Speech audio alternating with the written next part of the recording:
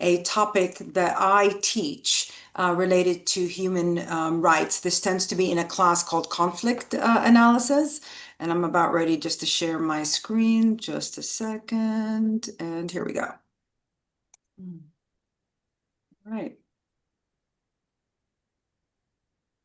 All right. So in one of the most important topics we deal with related to human rights is after the human rights have occurred, what do we do, right? So we're watching as atrocities are happening even currently around the world. What are some of the mechanisms for those societies to move beyond that?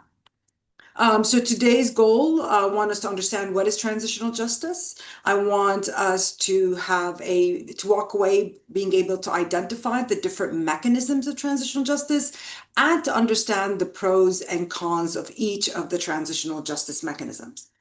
Now, what is transitional justice? Now, transitional justice are the mechanisms or the tools that help countries address human rights abuses that may have occurred as a result of wars and conflicts or as a result of massive human rights abuses, right? So if you're thinking about wars and conflict, then Rwanda and Yugoslavia. In Rwanda, we had a conflict between the Hutus and the Tutsis that led to 800,000 Tutsis and moderate Hutus being killed, and it was dubbed as the fastest genocide in history.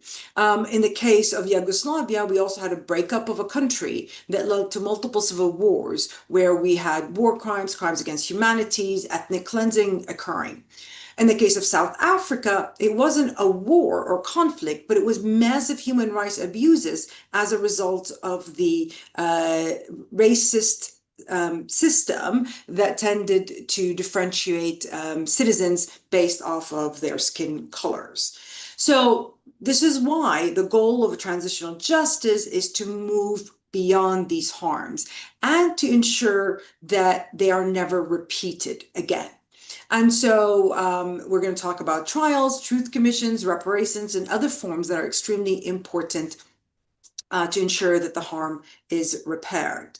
Now, what are these mechanisms? Well, the mechanisms include prosecution, truth commission or fact-finding commission, amnesty, reparation, but also includes institutional reform. This is why in many cases we see and hear about a discussion away from autocracies towards the democracies. And to do that, then you need to ensure that the institutions that may have caused the harm, i.e. the police, the military, the leader, are not in power again, or there is no mechanisms for them to do it again. And so that's why you need political reform, judicial reform, and security sector reform.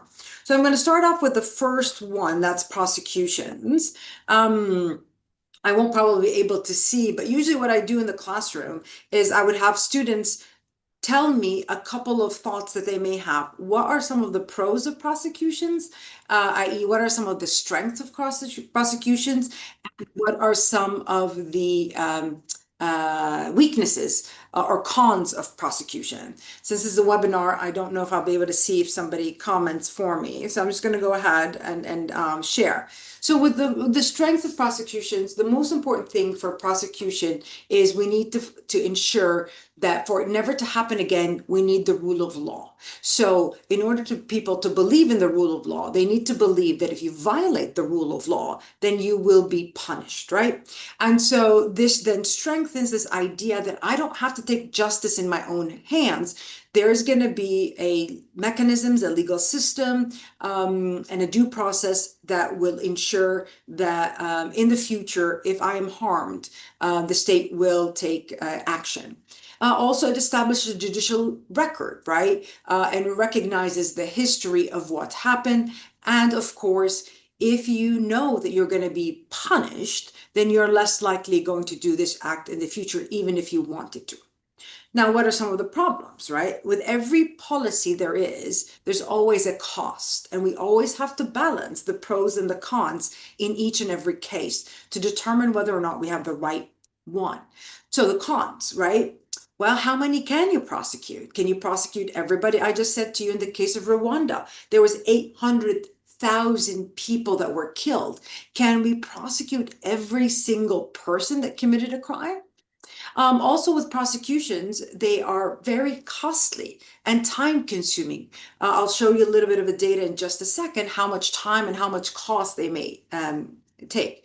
Also, it can be destabilizing, right? So if you are part of a group where the person that may have killed your loved one was not prosecuted, but maybe part of your group is the one prosecuted, you may feel that this is unfair because you didn't get the justice.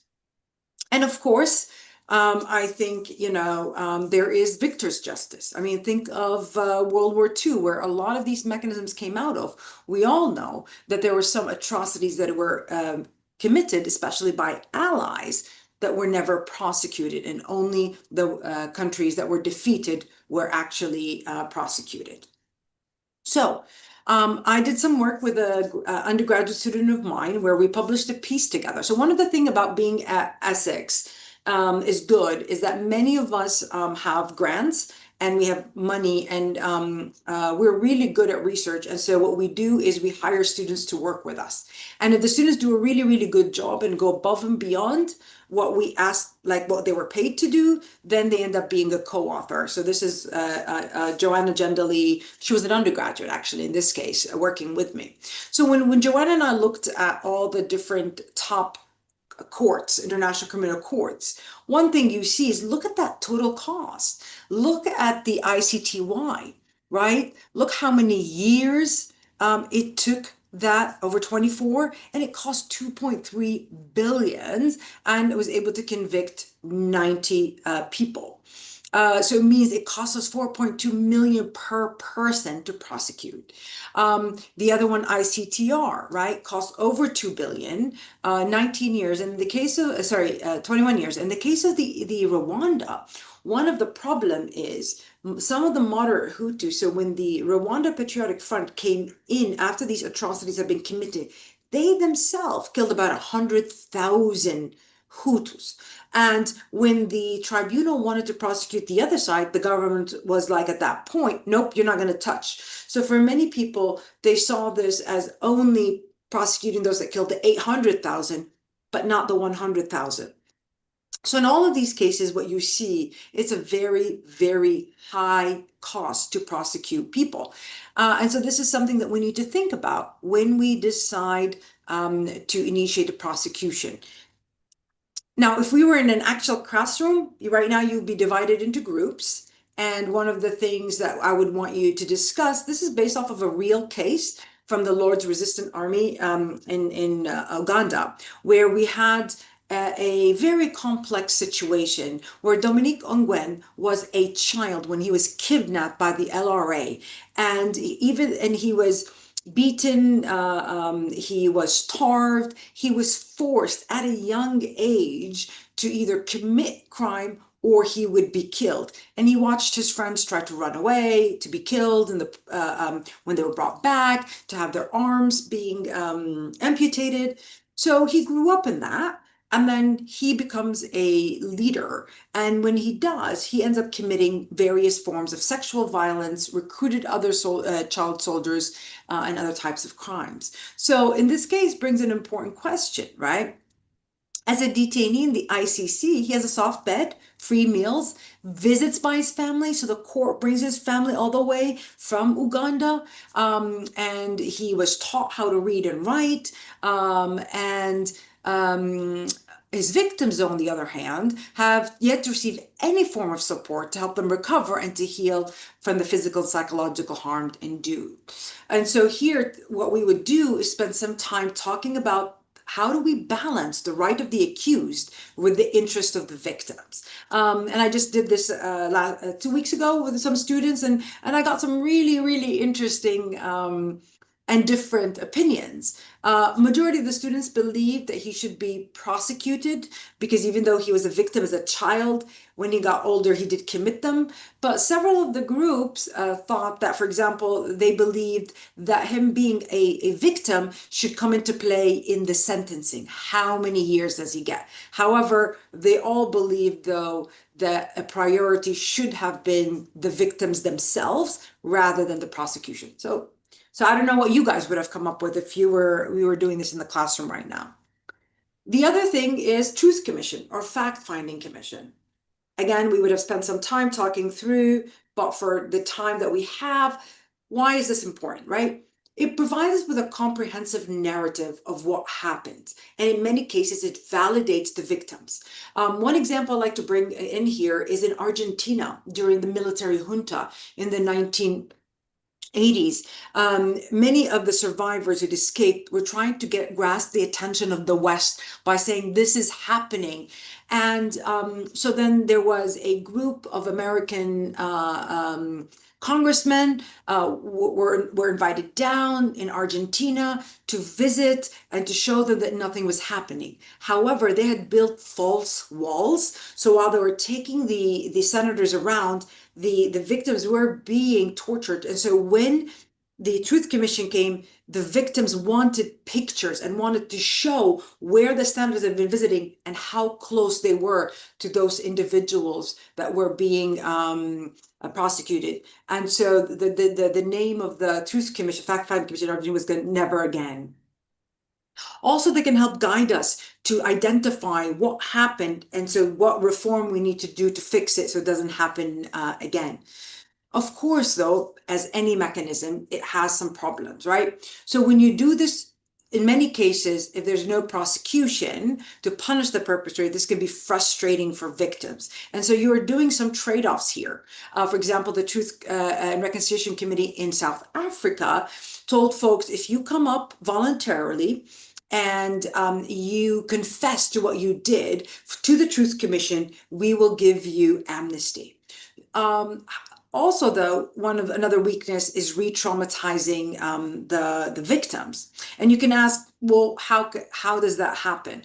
Well, when you're retelling the story, sometimes that can bring up experiences that you may have tried to compartmentalize. And so when you talk about again, you relive it. And so if you didn't get the right support, the right psychological support, or mental health support, then that may lead to problems. An interesting study, Karen Brunis in her 2010 piece, what she did is she went down to Rwanda. So in Rwanda, they had I told you the International Criminal Tribunal for Rwanda, but they also had local courts as well. And part of these local courts, people would be asked to come and describe what happened to them. And so what she did is she looked at, since the whole country experienced violence, right, we would expect PTSD, post-traumatic stress disorder, and depression to be high among the country. So when you look at the witnesses, right, and you look at the total population, you tend to see that those that witness the crimes are more likely to have a trauma, more likely to have PTSD, more likely to have depressions.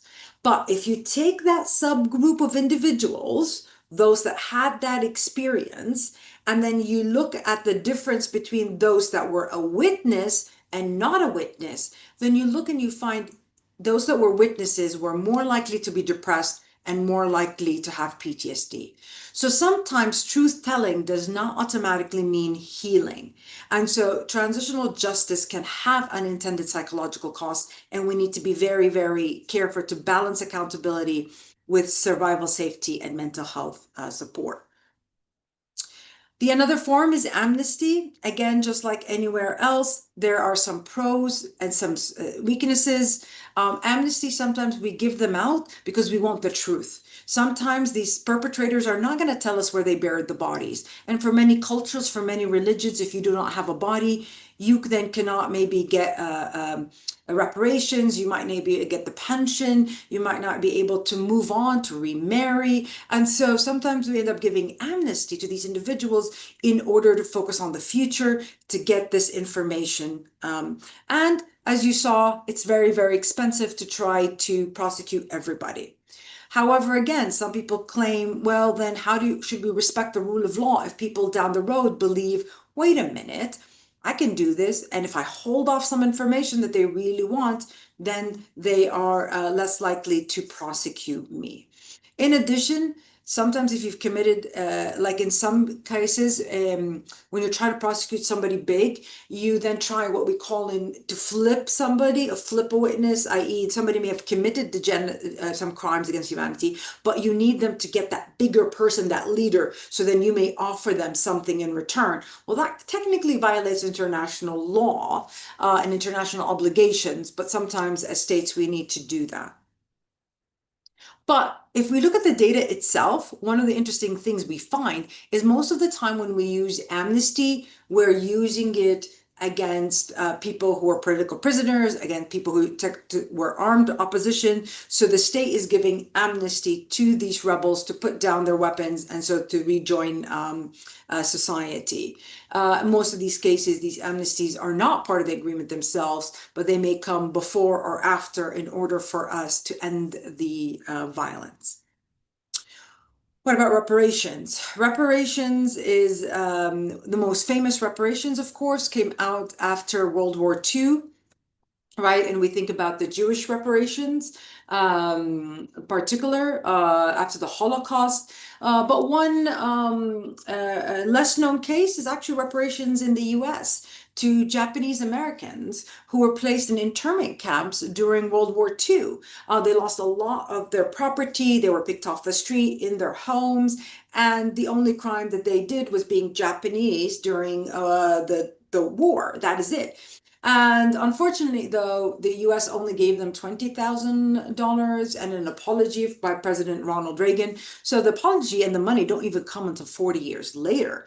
Nonetheless, what reparations try to do is they try to provide a recognition of the harm. They try to provide material support, but that material support can take different forms. In Rwanda, for example, many of the women that were raped were given actually medical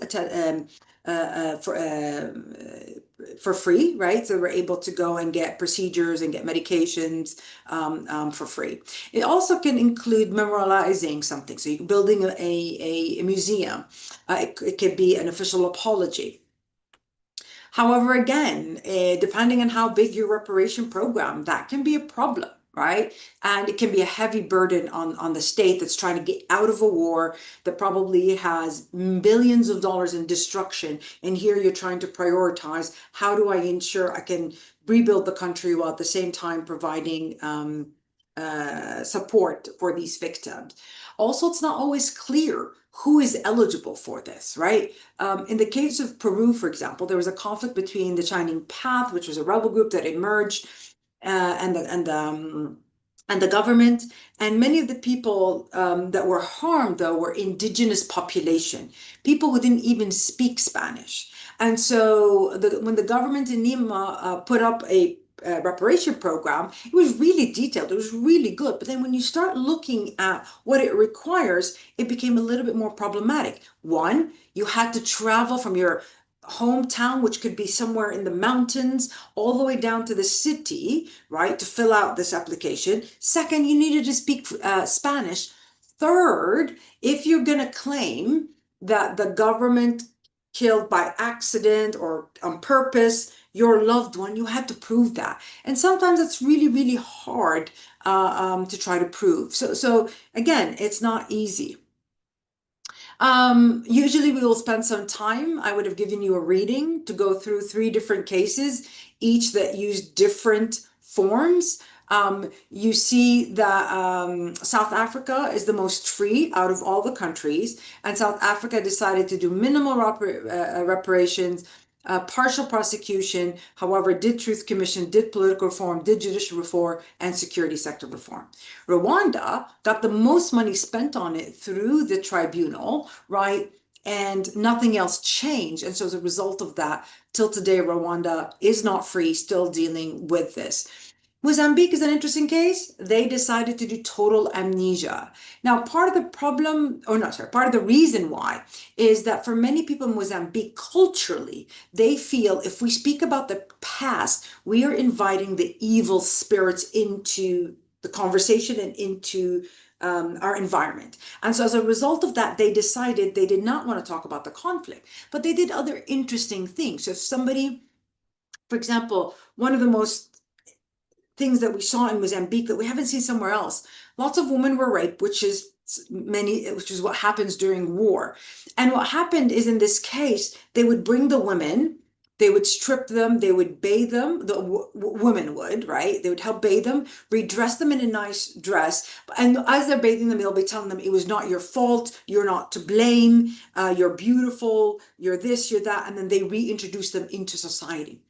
If they found a soldier, they would bring them in, again, strip them from their uniform, bathe them, and then reintroduce them into society. So they were trying to cleanse the evil past. Now, it can't work in every society, right? Because it really is culturally dependent. However, they're doing a lot better than Rwanda, even though Rwanda got the tribunal. So this is why it's not always an easy answer. So as you're watching what's happening in Gaza, as you're watching what's happening in Sudan, as you're watching what's happening in many places around the world, you tend to find people pushing for one mechanism. And we have to be careful, because if it does not fit the context, and if the people do not support it, and we do not finance it properly, then it may fail, or may be worse than if we had not done anything.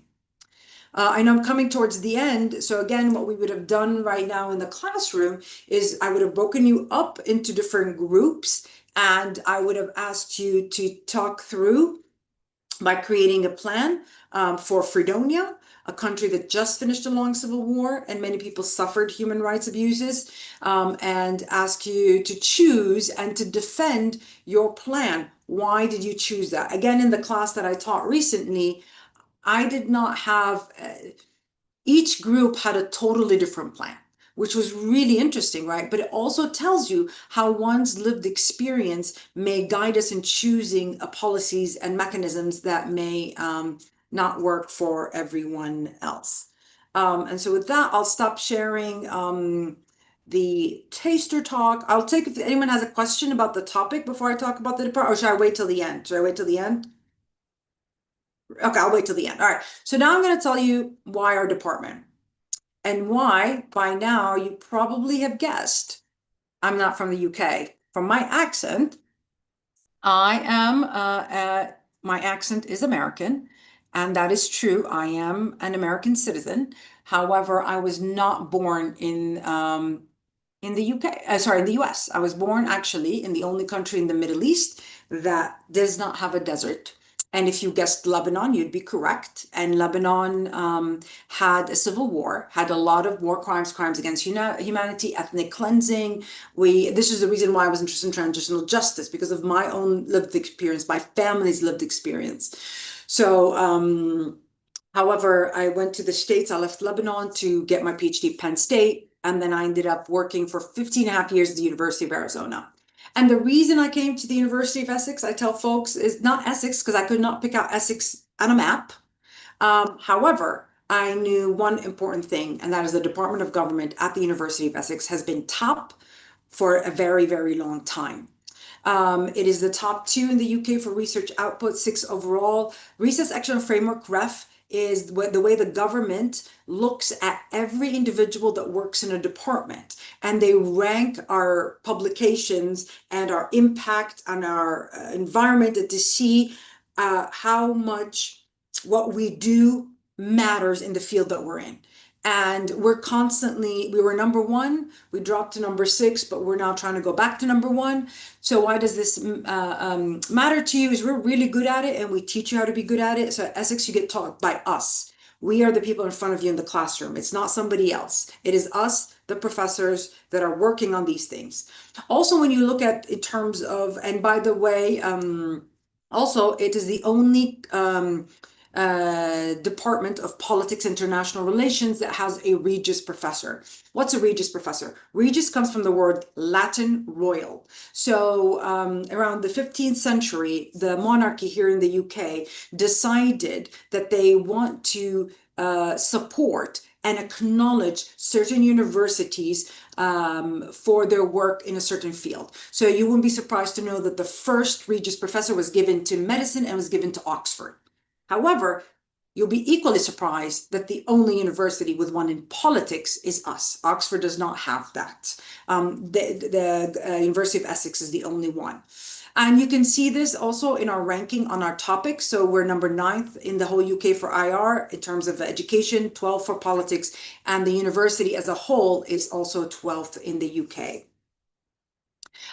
So as I said, our work matters. We're constantly being invited to talk. This is my colleague, Professor Natasha Lindstedt on the bottom, talking to CNN. She's constantly on CNN. This is my colleague, Professor Smine Gizelis, who actually was just in Japan a couple of weeks ago at several universities giving talks and presentations. And she works a lot with UN Women because of her work on peacekeeping. Also have colleague Dr. Miranda Simon, who's working with the IOM right now on projects. So most of our students get to work with us on these projects themselves. So how human rights that we do here is different than human rights from a law perspective, right? For us political scientists, human rights is a political question that's shaped by power, by justice, and equality.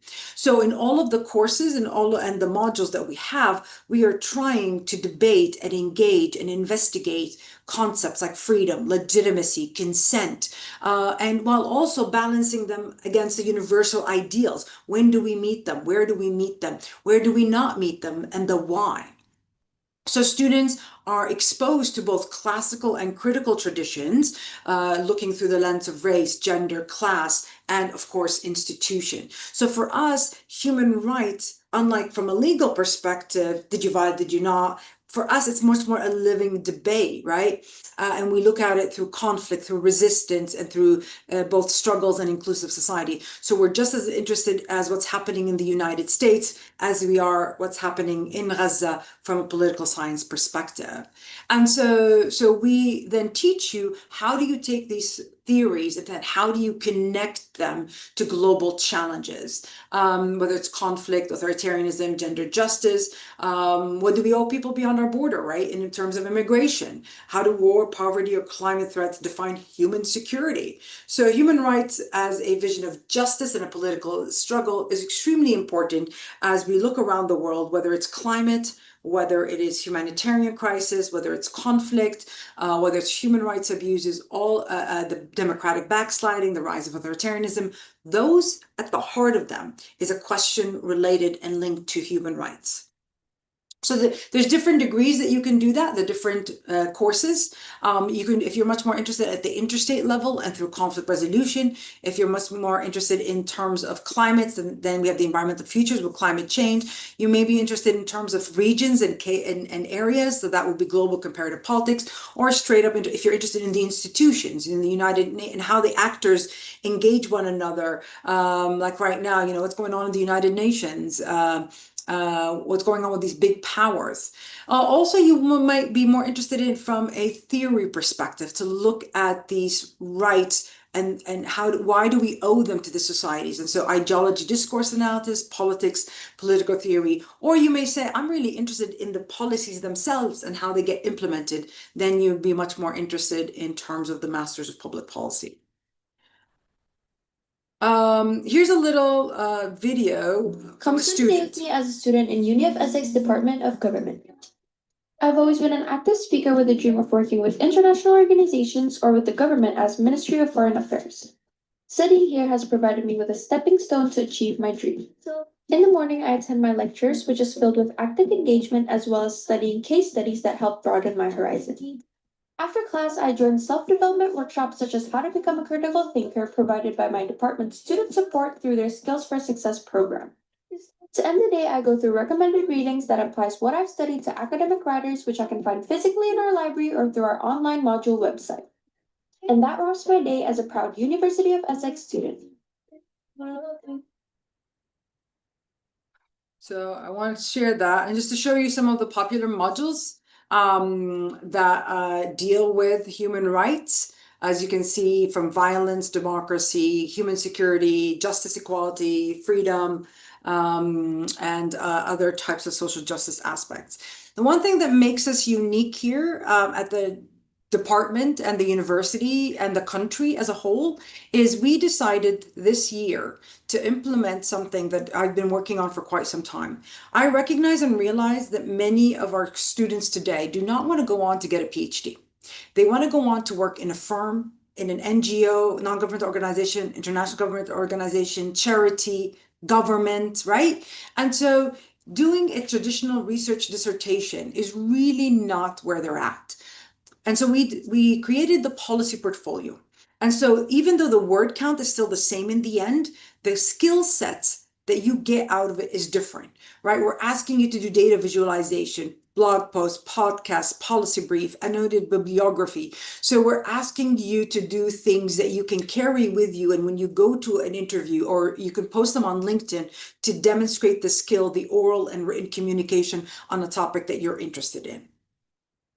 We also have lots of activities in student life. We've got Putting with a Professional here this past week.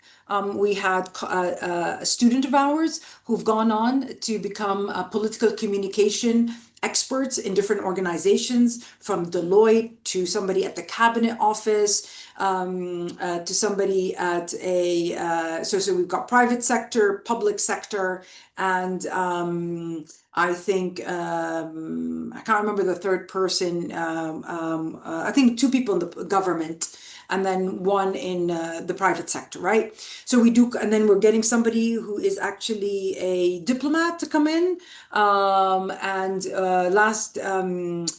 We're going to do a webinar. So apparently we have so many of our students that are now in the United Nations. And so we're going to do a webinar. How did they end up in the United Nations, right? And the nice thing about Essex is 50% of our student body is home, but 50% is international.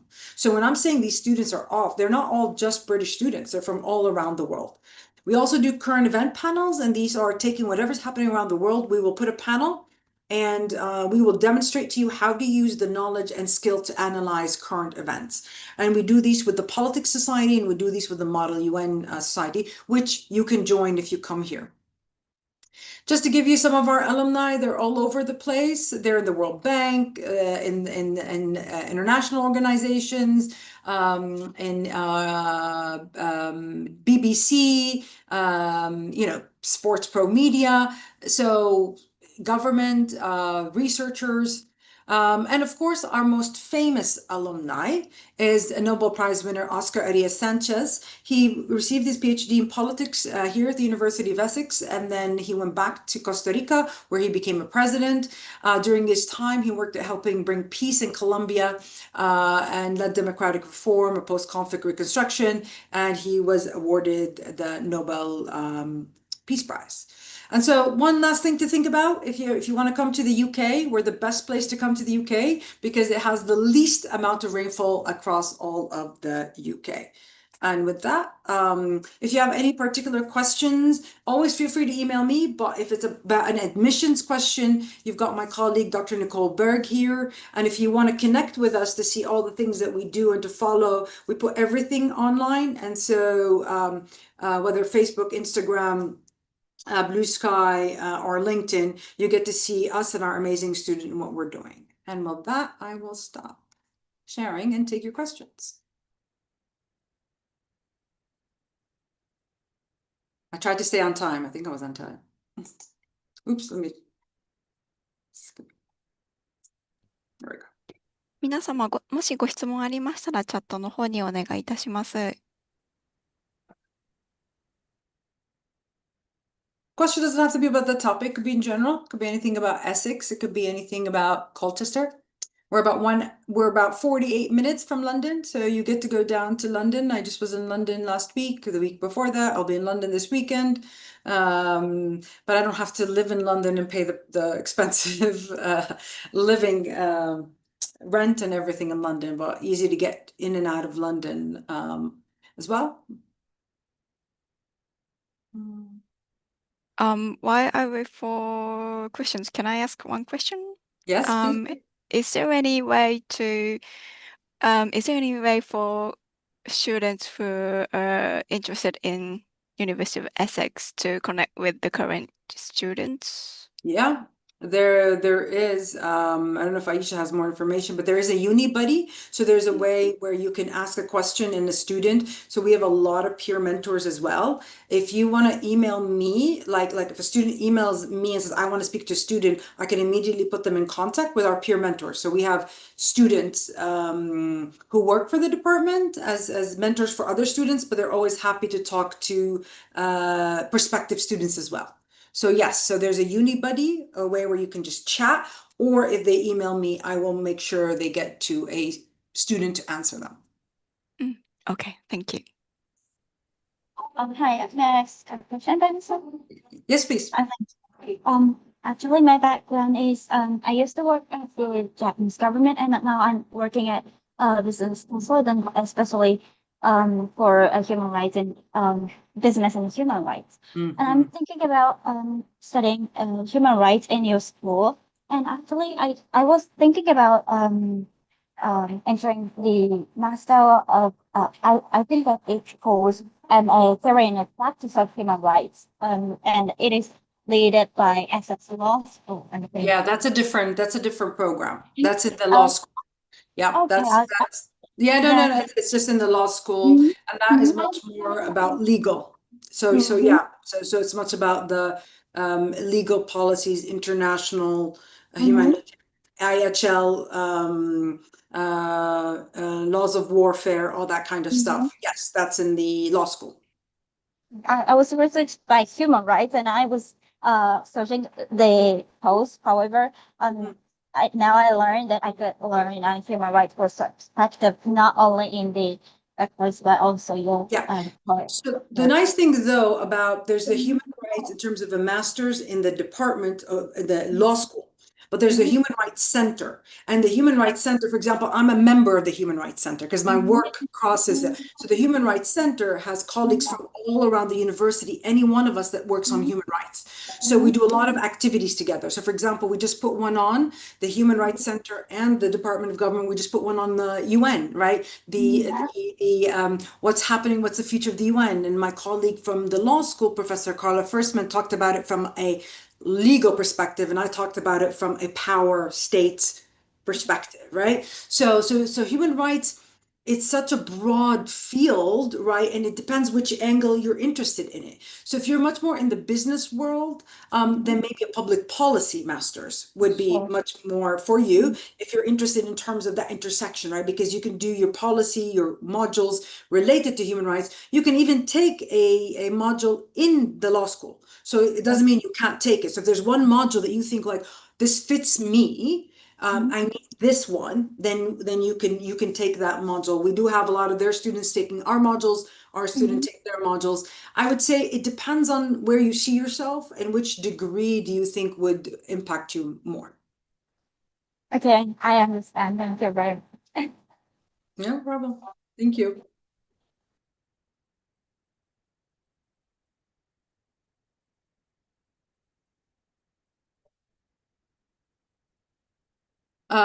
No, all courses under the government department, you get to choose between the research, dissertation, or policy portfolio. Across the university, it's only dissertation, but we are implementing it this year. And as you can imagine, that is me bringing the American system into the UK. So I've been trying to Americanize a little bit more the UK system. And so this will be the first year students are doing it here. But it's any course, except for, I think, the political science. But I didn't put it in here because I don't think the students are interested in. That's a very quantitative.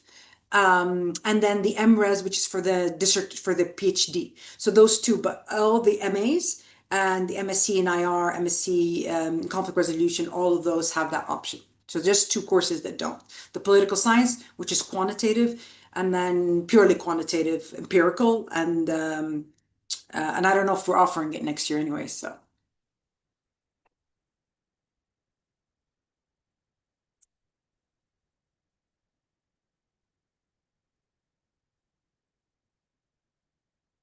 You're welcome. Anything else? Life in the UK. It's quite different. For me, as being raised in Lebanon, did my undergraduate in Lebanon, go to the US and come back here. It is a little different. The structure, the system. And so a lot more self-pacing studying that you do than maybe you might be used to. So I would always say, think about that. What else would I say? I don't know. We have a lot of we have actually we have alumni back with PhDs in Japan. Multiple alumni that now teach in Japan. At Osaka, for example, is one place. So we've got lots of students who come. We have this relationship with Waseda where we do a lot of research, collaboration. So we've got a lot of connections and networks in Japan as well. Can I have one more question? Yes, please. I'm guessing this may be a question to Aisha, probably, but could you give us more information about the scholarship opportunities as well? Yeah, that's Aisha. Yeah, David. Okay. So so for Japanese students, we actually offer about £5,000 tuition fee discount.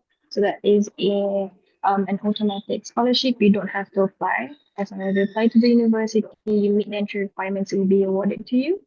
And we also are offering a new scholarship next year, which is an additional £1,000 tuition fee discount. So that is known as the early bird discount. So I can just share the link in the chat box after this. So all in all, technically students are getting about 6,000 tuition fee discount. So that's actually the highest scholarship that we're giving the past few years, and it's both automatic. So I think it's quite a generous amount. So if you're interested, please apply to the university. Thank you. I'll share the link in the chat box right now. Thank you. So student doesn't need to really fill in anything. So it's just based on merit or something? Yes, correct. So basically, they just need to meet the entry requirements, which would be CGPA 2.5, and they just need to meet the IELTS score, which is 6.5. And it will be awarded to them straight away, and it will be updated in their offer letter. Okay, thank you. Thank you.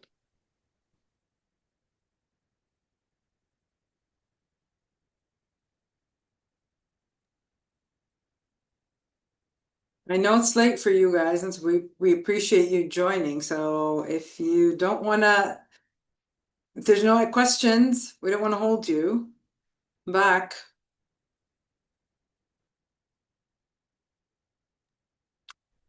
皆様ご質問の方はよろしいでしょうか？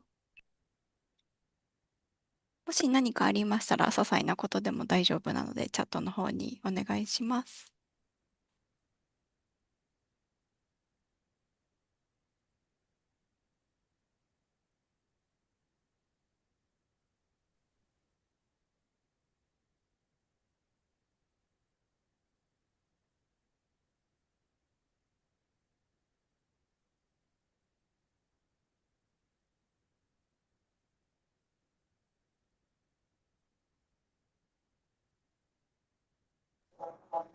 I also want to ask a question. It's related to which course do I take, and it's really totally depend on me. I know it, but I want to ask your advice. I'm thinking about being a rule making in the area of business and human rights in the future, and I think that your course is related to government. I think. So, and I was thinking about taking the course of law. However, I also thinking that governmental point is really important when I want to create some rules. And so, can I ask that who who do you think that should take your course from perspective of a government, and who should take the course of law? Actually, I'm sorry, it's a really big Yeah, question. no. I really understand where you're coming from. So I would say if you really are going to be somebody in the future that's going to be working not with the policy, but with the legal elements of the policy, then the law is the one for you. If you are somebody who's going to be working on the policy side, the implementation side, the people side, the stakeholder side, then the government then the course would be much more in the government, right? So it's where you see yourself. So for example, I have to know international law. I have to know all of these things because of what I do, but I'm not somebody, but I decided not to go into international law because that's not where I wanted to practice it. Right? So being informed, I need to know it from a perspective of implementation, but I don't want the nitty arguing about, is it this law, this case, this number, is it or that's not thing. But for some people, they want to go into that because that's what they want to do. So I would say, where do you see yourself working more in that sphere? If it's on the legal aspect in a company with business, law. If it's more on the policy, practice, then government. Does that help? Yeah, I think that I should take the governmental course because I'm thinking about a cross-sector rulemaking. So I think it's not quite legal. Yeah. Thank you very much. You're welcome. That was really useful. Thank you.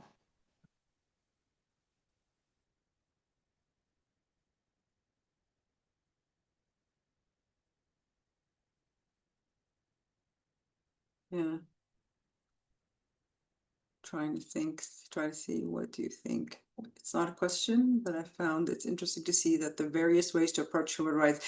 Yes, it's very complex when you go into the political lens, right? And political science. And so many of us colleagues, even within the department, so my colleagues in political theory, whereas I'm in international relations and I've got colleagues in comparative politics, and the way we come at it is quite different, but it intersects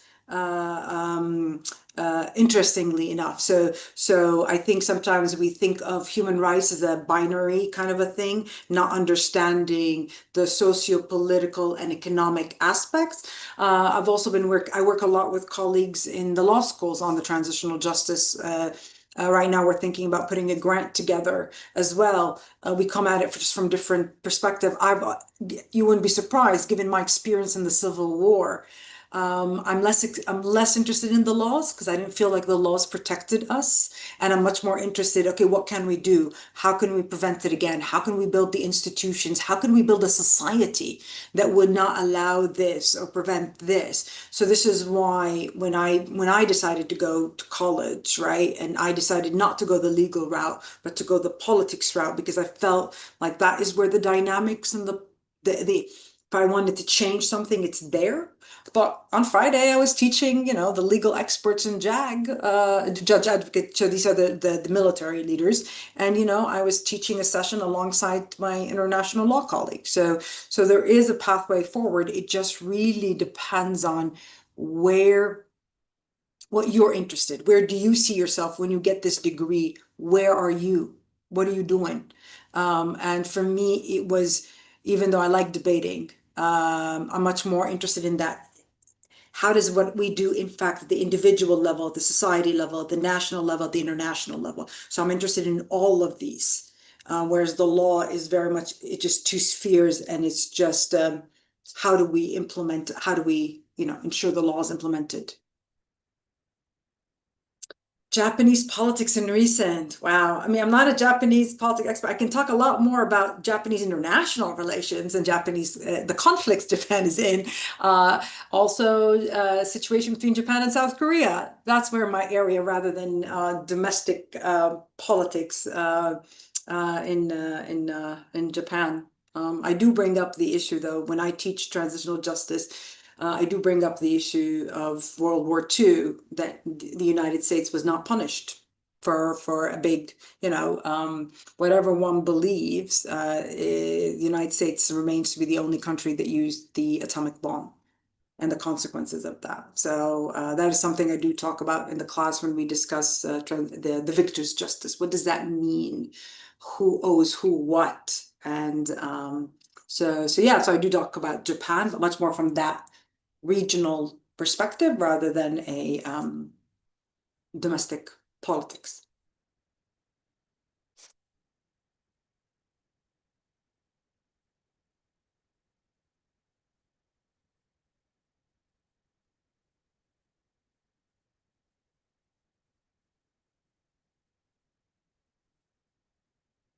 Hi, excuse me, can I ask a question as well? Yes, please. Well, thank you so much for taking the time to give this a great lecture. It was really lovely to hear. The question from me was, I've heard that for the University of Essex, we can apply for January starts. And I was wondering if these kind of courses are related to humanitarian conflicts will be included in the January start courses. Yeah. That's question one. And also question two is, are there any like pros cons of choosing the January starts over the October starts? So only 2 of the courses I presented are in the January, the politics and the public policy. And through both of those, you can do the you could do human rights through them, right? Depends on what you want to. Unless you say you wanted something very, very specific. Look, there are pros and cons of doing the January start. The pro is if you're ready to go, then you just start in January, but you would take, the cohort tends to be smaller, but you do take all the modules that everybody else takes as well. So in October start, that's like we tend to have about 100 students coming in from different parts of the world. And so their cohort tends to be stronger, whereas some people in the January start have felt that but it depends on your personality, right? If you're an extrovert, you're going to be fine no matter which cohort that you're in. But if you're a little bit introvert, I know I don't look like I'm an introvert, but I am. And so the cohort can have an impact because then you do modules in spring and summer, and then you do your choice of a capstone dissertation in the autumn. They do autumn, spring, their classes, and then they're dissertating over the summer. So they end in September. So I would say it depends on your life circumstances, which one. If you want a module, a course that's not in the 2, then I would wait till October. If you want to do the Masters in Public Policy, you would have, and politics, you still have the options that you need to take those courses. But if anything else, I would wait till October. Does that Okay, help? great. Thank you so much. Yes, yes. That really sums it up. Thank you so much. You're welcome.